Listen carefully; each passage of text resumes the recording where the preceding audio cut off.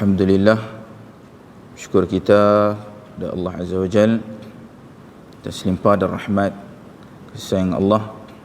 Semua pada malam ini diizinkan oleh Allah untuk meneruskan lagi kuliah Isyak kita, pengajian hadis menggunakan kitab Umdatul Ahkam karangan Imam Abdul Ghani bin Abdul Wahid Al-Maqdisi. Iman tidak asing lagi bagi kita semua, terutamanya dalam bidang hadis. Allah dengan rahmatnya telah mengurniakan bagi kita pada ketika ini musim hujan.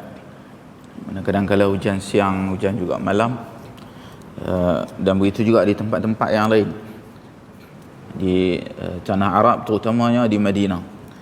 Sekarang bermulanya musim hujan, juga musim sejuk, walaupun tidaklah selebat hujan kita. Jadi kita akan mendapat banyak video-video, gambar dan juga copywriting berkaitan dengan tanda-tanda akhir zaman. Antaranya seperti hujan yang lebat, tumbuh-tumbuhan hijau, itu juga salji. Yang kesemua ini adalah satu kebanjiran maklumat yang mana kita diuji pada zaman ini bagaimana menapis maklumat yang terlalu banyak. Berbanding zaman dahulu, diuji sukar mendapatkan maklumat. Zaman ini mudah dapat maklumat tapi sukar nak tapis. Jadi kedua-dua zaman ada ujian lah bagi setiap zaman tersebut. Maka sebagai penuntut ilmu, pertama sekali kita kena pastikan asal usul sesuatu tanda-tanda akhir zaman datang daripada hadis yang sahih. Ini yang pertama dulu, usulnya. Daripada mana sumber asal. Kalau kita lihat hadis-hadis yang sahih seperti yang sahih Muslim, memang menyebut tentang perubahan yang akan berlaku di tanah Arab, di semenanjung tanah Arab.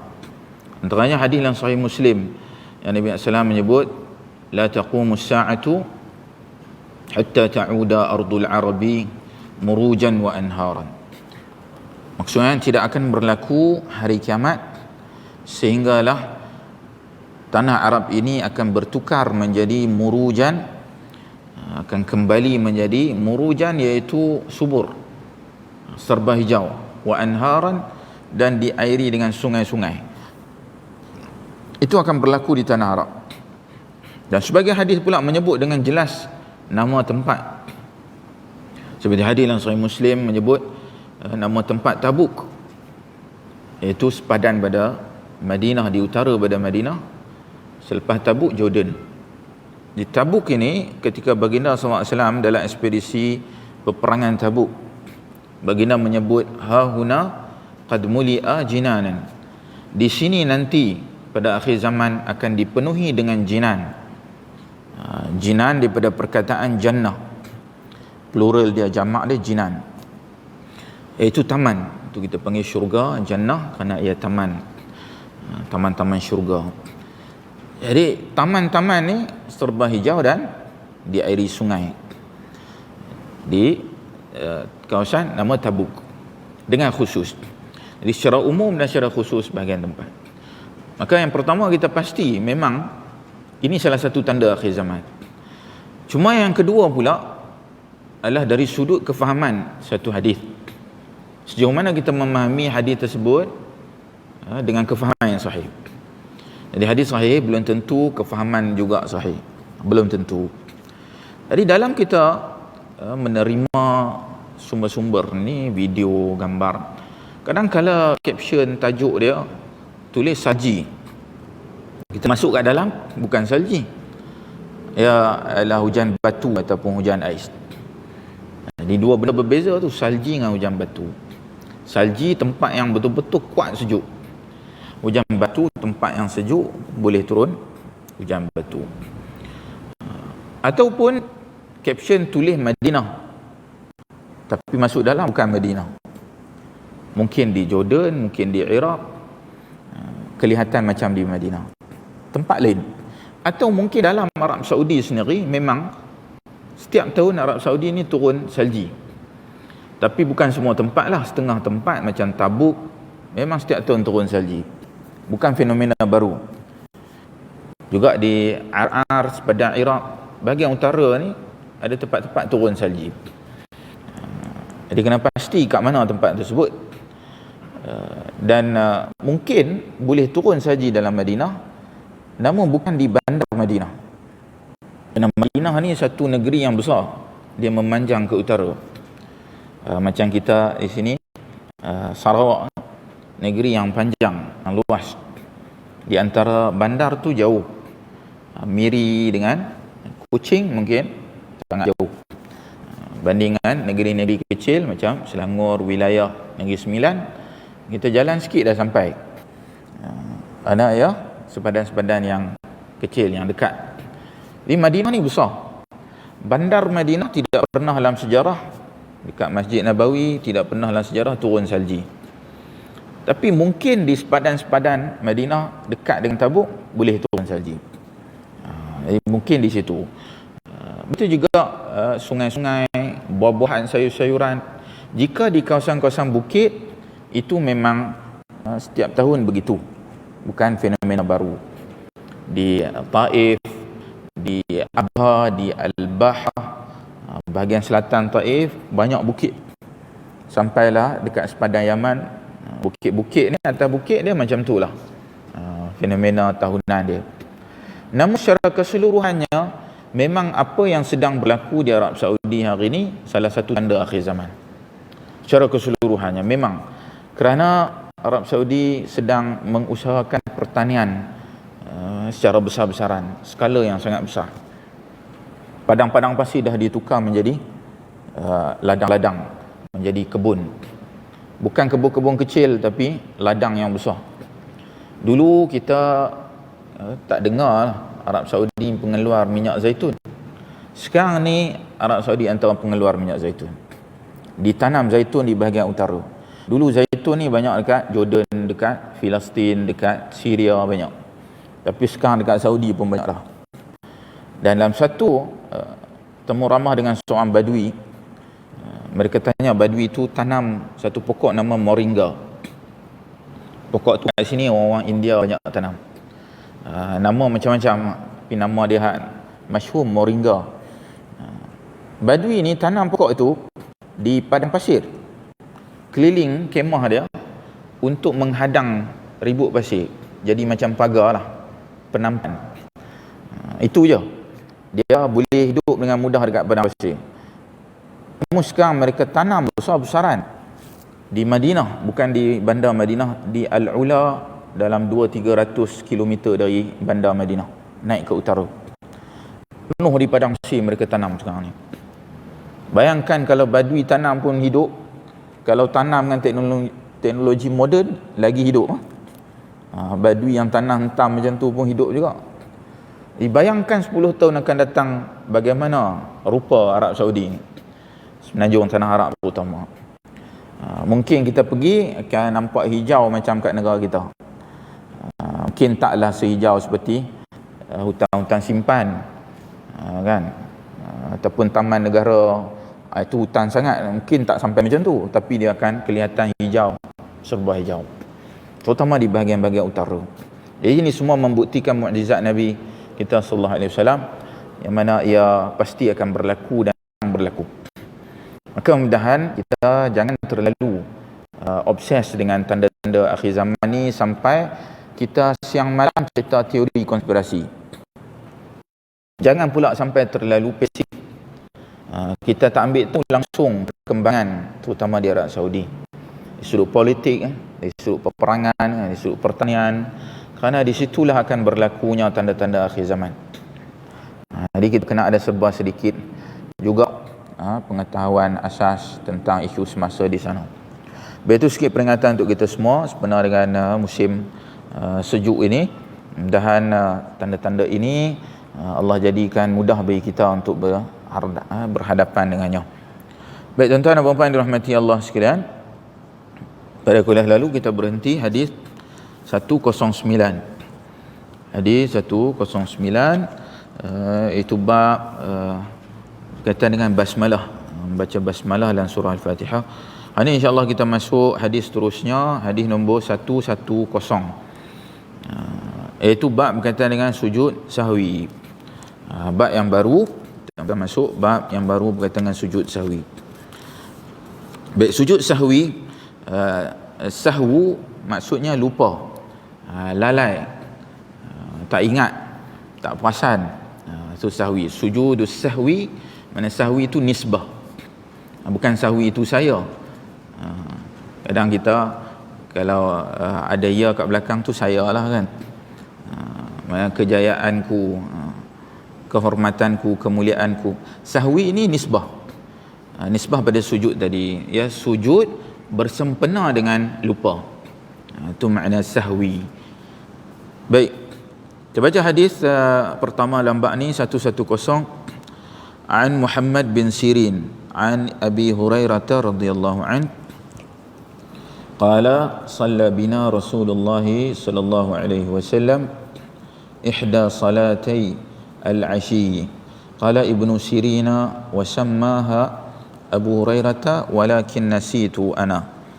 Qala fa shalla bina rak'ataini thumma sallama faqama ila khashabatin ma'rudatin fil masjid fattaka'a 'alayha ka'annahu ghadban ووضع يده اليمنى على اليسرى وشبك بين أصابعه ووضع خده الأيمن على ظهر كفه اليسرى وخرجت السرعان من أبواب المسجد فقالوا قصرت الصلاة وفي القوم أبو بكر وعمر فهابا أن يكلماه وفي القوم رجل في يديه طول يقال له ذو اليدين قال يا رسول الله أنسيت أم قصرت الصلاة قال لم أنسى ولم تقصر فقال أكما يقول ذو اليدين قالوا نعم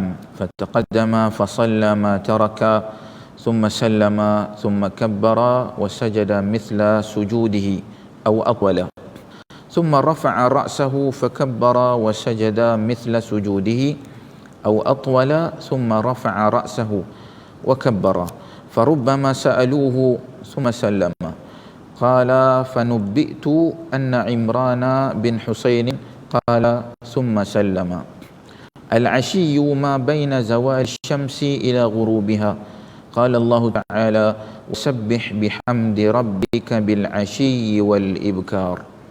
Al-Mu'min ayat yang ke-55. Baik, Muhammad bin Sirin meriwayatkan dari Abu Hurairah radhiyallahu an. Abu Hurairah berkata, Rasulullah sallallahu alaihi wasallam mengimami kami pada salah satu salat Asyi. Ibnu Sirin mengatakan yang menamakan demikian itu adalah Abu Hurairah, akan tetapi aku sudah lupa. Abu Hurairah mengatakan bahawa Rasulullah sallallahu alaihi wasallam mengimami para sahabat dengan 2 rakaat, lantas beliau salam.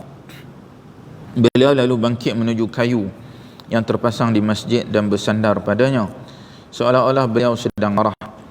Beliau meletakkan tangan kanan di atas tangan kirinya dan menjalin jari jemarinya.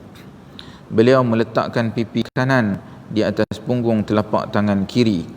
Ada beberapa orang yang tergesa-gesa untuk keluar melalui pintu masjid. Orang-orang tersebut lantas mengatakan, apakah salatnya tadi diqasar? Padahal di antara kumpulan orang tersebut terdapat Abu Bakar dan Umar. Namun keduanya takut untuk berbicara kepada Nabi sallallahu alaihi wasallam. Di antara kumpulan orang tersebut ada seseorang yang memiliki tangan yang panjang yang biasa dipanggil dengan Dzul Yadain. Dia lantas berkata, wahai Rasulullah, apakah engkau telah lupa ataukah salatnya memang diqasar? Nabi sallallahu alaihi wasallam bersabda, aku tidaklah lupa dan tidak mengqasarkan salat. Nabi sallallahu alaihi wasallam bertanya, apakah kasusnya seperti yang dikatakan oleh Dzul Yadain? Ya, jawab para sahabat. Nabi sallallahu alaihi wasallam lantas maju dan mengerjakan salat yang beliau tinggalkan, kemudian salam. Setelah itu beliau bertakbir dan sujud seperti biasanya atau lebih lama. Beliau lantas mengangkat kepalanya dan bertakbir, kemudian sujud seperti biasanya atau lebih lama, kemudian mengangkat kepala dan bertakbir. Orang-orang bertanya pada Ibnu Sirin, apakah Nabi sallallahu alaihi wasallam lantas salam? Ibnu Sirin menjawab, aku telah diberitahu bahawa Imran bin Husain mengatakan Nabi kemudian salam. Al-ashiyu adalah waktu sejak matahari condong hingga terbenam. Allah Ta'ala berfirman, bertasbih seraya memuji Rabbmu pada waktu petang dan pagi. Surah Al-Mu'min ayat yang ke-5. Baik, hadis ini diriwayatkan oleh Al-Bukhari dalam kitab salat, kitab berkaitan dengan salat. Dari kita riwayat Al-Bukhari dikira sebagai hadis yang sahih, bahkan pada tingkatan yang sangat sahih, iaitu dalam Sahih Al-Bukhari yang kita sedia maklum ya, kitab yang paling sahih selepas daripada Al-Quran. Baik, kita lihat pada matan ataupun teks hadis. Muhammad bin Sirin meriwayatkan, Muhammad bin Sirin ataupun Ibnu Sirin, yang masyhur dengan gelaran Ibnu Sirin, seorang tabi'in yang besar, kibar tabi'in yang berguru dengan ramai di kalangan para sahabat, antaranya Abu Hurairah. Dia anak murid para sahabat radhiyallahu anhum. Jadi Ibnu Sirin imam dalam bidang hadis, juga dia masyhur dalam bidang tafsir, terutama tafsir mimpi. Namun kitab yang masyhur tafsir mimpi Ibnu Sirin ni tidak dapat dipastikan sejauh mana ia memang betul-betul disandarkan pada Ibn Sirin, tapi sangat masyhur. Sangat masyhur kitab itu untuk menafsirkan mimpi-mimpi. Namun sejauh mana ia memang ditulis oleh Ibn Sirin, wallahu alam. Kerana tafsiran mimpi ini bukan sesuatu yang mudah. Boleh jadi mimpi itu subjektif bagi seorang, maksudnya sekian, bagi orang yang lain maksudnya sekian pula. Tak sama setiap orang pembawakan mimpinya, dan boleh jadi mimpi itu mimpi yang benar, ia satu ilham, ia satu gerak hati. Boleh jadi mimpi mainan syaitan, ia sekadar satu mainan. Jadi sangat sukar untuk kita menggunakan kitab untuk menafsirkan mimpi. Maksudnya tidak ada satu kaedah, tidak ada satu standard yang jelas.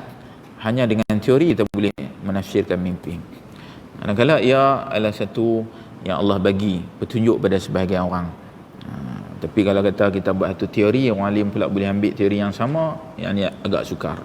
Namun sangat masyhur kitab Ibn Sirin ini.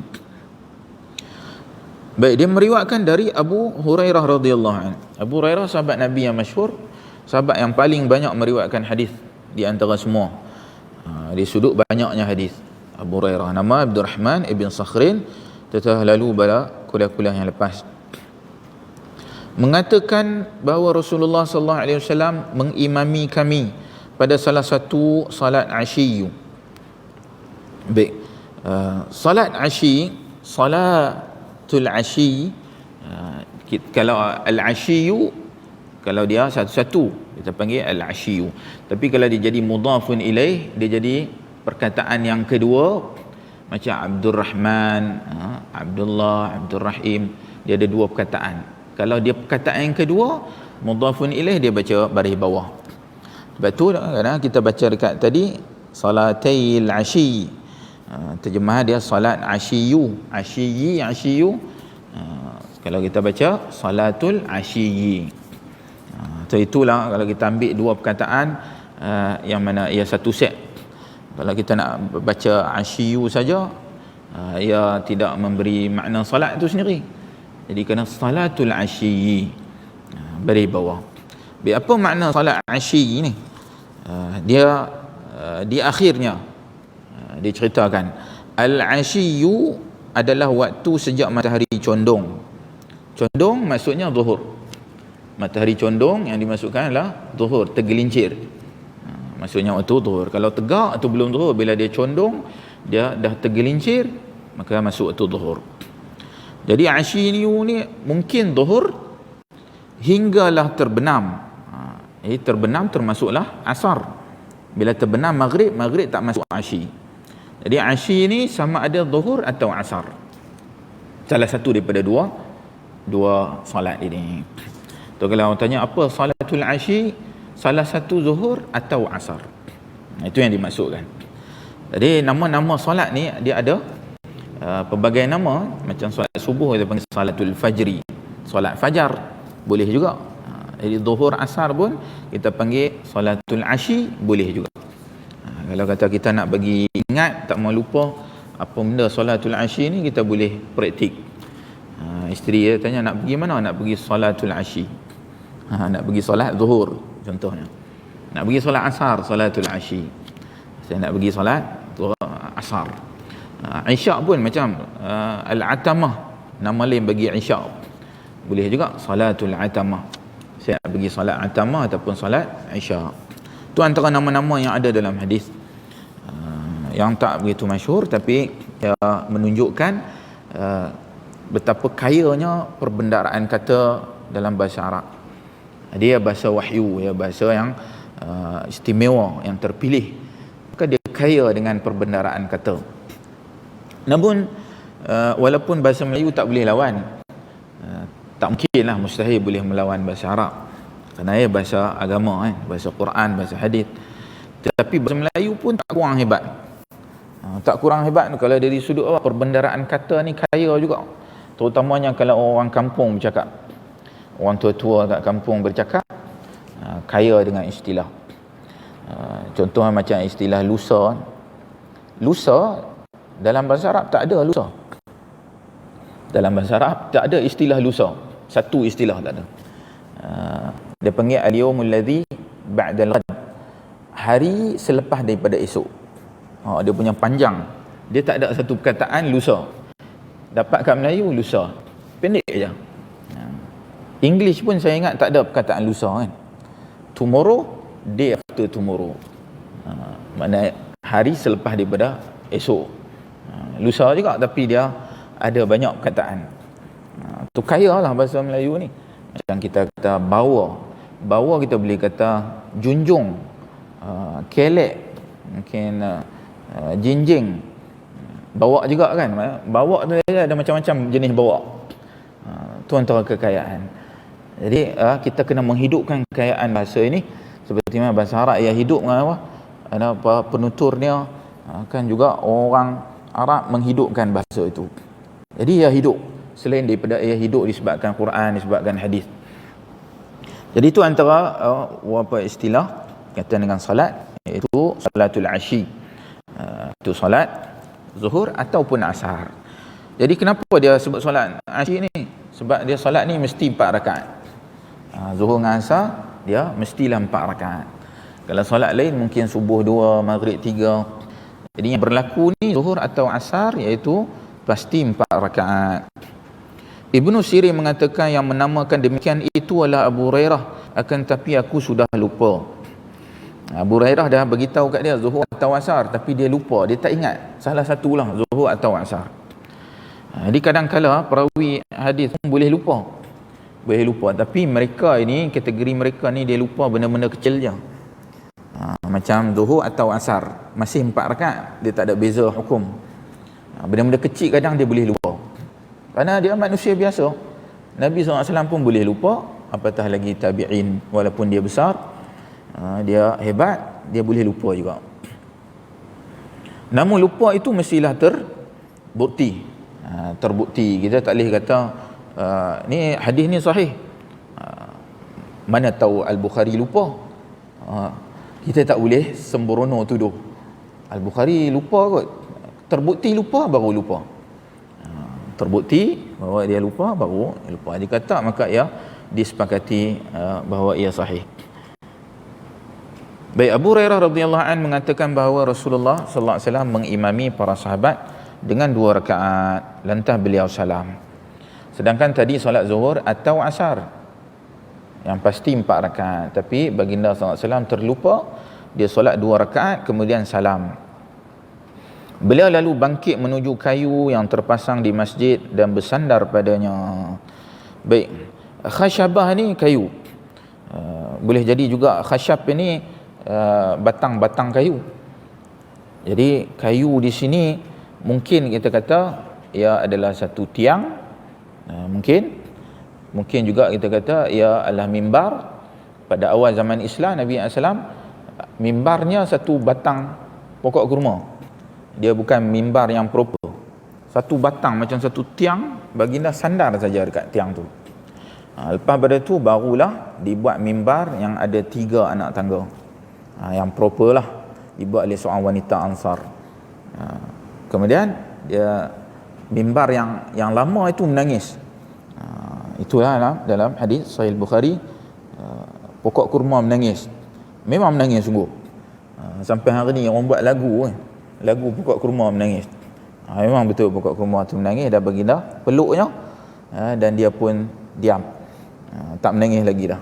Dan dikatakan pokok kurma ataupun batang itu ditanam di bawah mimbar yang baru tersebut, sebab dia dah rosak dah tak sesuai jadi mimbar.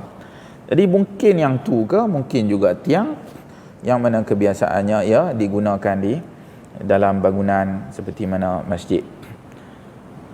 Jadi baginda pun menuju pada kayu yang terpasang di masjid dan bersandar padanya.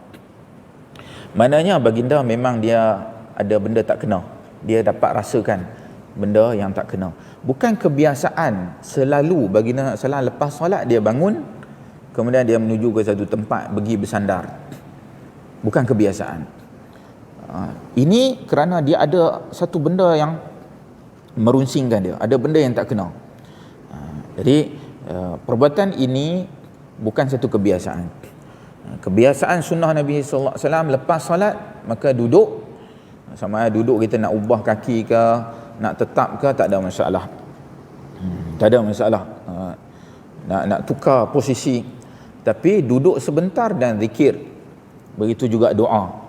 Zikir, doa sebentar selepas daripada salat. Itu adalah kebiasaan sunnah Nabi sallallahu alaihi wasallam. Jika kita tidak ada sebarang urusan, maka itulah yang lebih afdal. Seperti mana dalam salat subuh, Nabi SAW kebiasaan lepas salat subuh dia duduk sampailah syuruk. Bayangkan syuruk tu berapa lama, dalam dekat sejam lebih kurang. Kemudian dia salat duha, di mana dia zikir dalam keadaan yang lama, kemudian salat duha pula. Itu kebiasaan dia. Tetapi katakanlah seorang itu ada keperluan, nak pergi tandas, nak hantar anak pergi sekolah, pergi tuition, nak pergi kerja, nak balik, ada pelbagai urusan, maka tidak salah bagi dia bangun. Selesai saja solat, terus dia bangun. Seperti mana dalam hadis ni, baginda selesai solat, terus dia bangun. Dia tidak lagi tunggu, walaupun sebentar. Dia bangun, kemudian dia bersandar dekat satu kayu. Maknanya boleh, tidak ada masalah. Tidaklah salah. Jadi kadang kita janganlah sampai kalau orang bangun kita pandang, ini malah zikir ni, malah doa, duduklah dulu.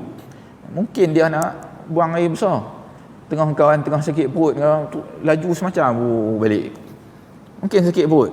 Ataupun mungkin dia ada double park ke kat mana, dia nak cepat, nak segera alih kereta dia dan sebagainya. Ada pelbagai urusan orang dan kita bersangka baik padanya, terutama dalam perkara yang sunat. Dalam perkara yang sunat, mana kita tidak bersangka sesuatu yang buruk. Boleh, tapi yang afdal, yang sepatutnya seorang bila dihadir ke masjid, dia dalam keadaan yang tenang, dalam keadaan bersiap sedia untuk beribadat, maka lepas salat dia tunggu sebentar untuk zikir dan juga doa. Zikir dan doa, sama ada dia nak zikir mengikut apa yang dia suka, apa yang dia doa, itu bab yang lain. Tapi asasnya dia duduk zikir dan juga doa. Baik, seolah-olah beliau sedang marah. Nabi kelihatan satu yang tidak senang, seolah dia ada benda yang dia tidak berpuas hati, dia marah. Beliau meletakkan tangan kanan di atas tangan kirinya dan menjalin jari jemarinya. Mana menjalin jari jemari, kanan letak atas kiri, menjalin jari jemarinya. Yang ni macam kadang orang tengah fikir, kalau orang duk tengah cari idea kan, dia akan buat tangan macam ni. Ini fitrah manusia, tengah cari apa benda yang tak kena, apa idea, apa sebab, apa masalah, so dia menjalinkan jarinya. Beliau meletakkan pipi kanan di atas punggung telapak tangan kiri. So ini punggung di sini bukan punggung yang kita faham dalam bahasa Melayu ni. Ini kadang tu masalah terjemahan Indonesia.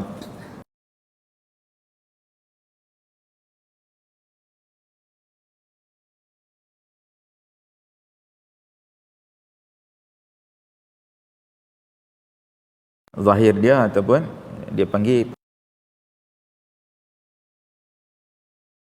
di belakangnya tu dia menjalin, letak pipi kanan atas punggung telapak tangan kiri yang ni. Maka dia jalin macam ni, dia letak ni. Mana orang tengah fikir ni, orang tengah runsing, tu gayanya. Dia sedang berfikir. Ada beberapa orang yang tergesa-gesa untuk keluar melalui pintu masjid. Jadi orang ramai pun rasa benda baru, benda yang tak pernah berlaku. Jadi mereka pun bangun dan keluar, tergesa-gesa keluar ke pintu masjid untuk mereka bincang lah. Kalau dia nak cakap dalam saf dalam masjid, takut bising, takut ganggu Nabi SAW. Jadi mereka ini sahabat dia ada adab yang tinggi, akhlak yang baik. Jadi daripada akhlak adab seorang, apabila dia berada dalam masjid, dalam surau, jika dia perlu sesuatu urusan, maka dia segera keluar. Tak ada masalah, bukan kewajipan bagi dia kan. Macam kita ada kuliah, kita ada majlis ke apa, bukan kewajipan bagi kita untuk duduk. Tapi kalau kita rasa macam nak pergi solat sunat lah, kita keluar solat dekat beranda. Bukan satu adab kita solat sunat di dalam satu majlis. Begitu juga kita nak buat urusan lain, orang telefon kan, ada benda penting, bukan adab kita jawab kat situ, kita pergi keluar jawab kat luar. Dan pelbagai urusan-urusan yang lain, orang nak cop borang ke, orang nak tanya itu tanya ini, semua pergi buat dekat di luar, seperti mana ditunjukkan oleh sahabat. Di mereka rasa ada benda nak kena bincang, mereka pun pergi keluar kat luar. Jangan mengganggu Nabi. Ada beberapa orang tersebut mengatakan, apakah solat tadi kasar? Mereka pun bincang-bincang apa yang berlaku sebenarnya, adakah kasar? Sebab asalnya 4, dia jadi 2 je. Nabi solat 2 rakaat bagi salam, mungkin kasar. Padahal di antara kumpulan orang tersebut terdapat Abu Bakar dan Umar, namun keduanya takut untuk berbicara kepada Nabi sallallahu alaihi wasallam. Mana Abu Bakar dan Umar pun ada dalam tu. Mereka pun antara yang duk bincang tu juga. Lepas tu kita lihat Abu Bakar, Umar, 2 orang sahabat yang sangat besar, yang sangat kanan. Jadi tak pelik lah bagaimana mereka ni sangat beradab.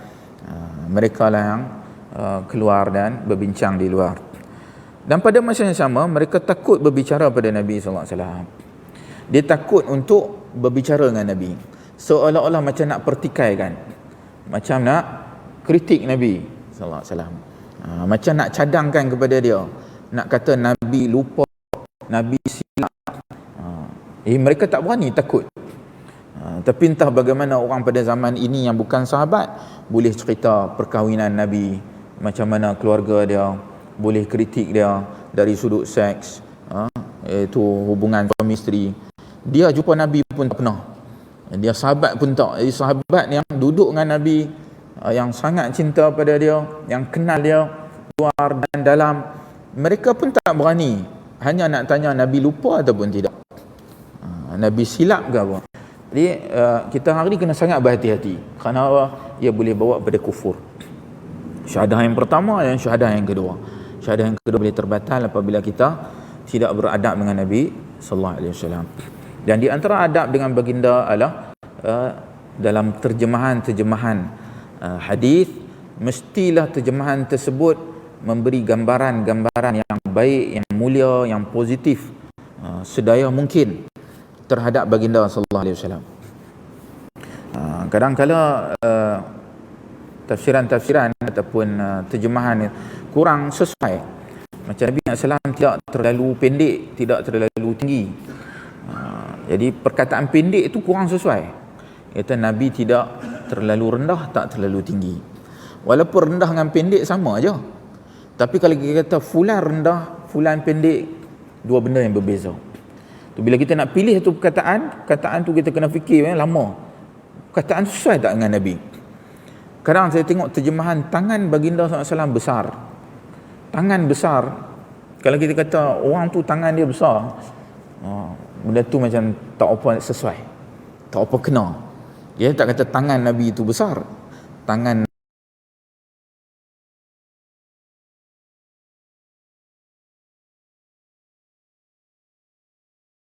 Allah ya